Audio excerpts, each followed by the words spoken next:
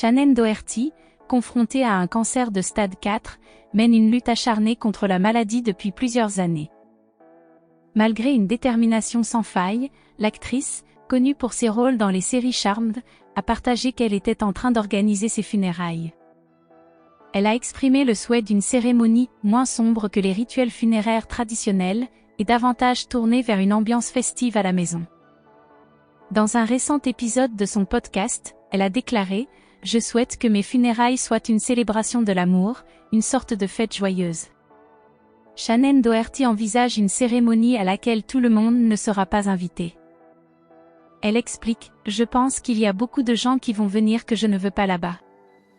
Je ne souhaite pas leur présence car leurs motivations ne sont pas nécessairement les plus bienveillantes. Certains ne m'apprécient pas réellement. Vous savez, ils ont leurs raisons, et c'est très bien pour eux. Cependant, ils ne m'apprécient pas suffisamment pour assister à mes funérailles. » Selon Shannen Doherty, ces individus pourraient venir lui rendre un dernier hommage simplement parce que c'est la chose politiquement correcte à faire et qu'ils ne veulent pas avoir une mauvaise image.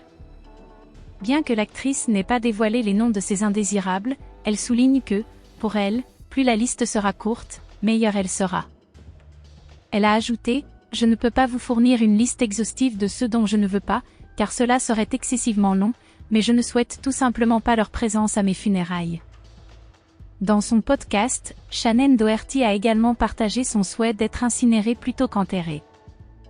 Elle a déclaré « Je n'ai pas encore résolu cette question », tout en exprimant une préférence particulière. « Je souhaite que mes cendres soient mélangées avec celles de mon chien et celles de mon père. » Bien que Shannen Doherty réfléchisse à ce qui adviendra après sa disparition, elle n'abandonne pas pour autant le combat. Elle a confié avec une grande émotion au tabloïd américain People, en novembre dernier, soit 3 ans après avoir annoncé sa rechute, « Je n'ai pas fini de vivre.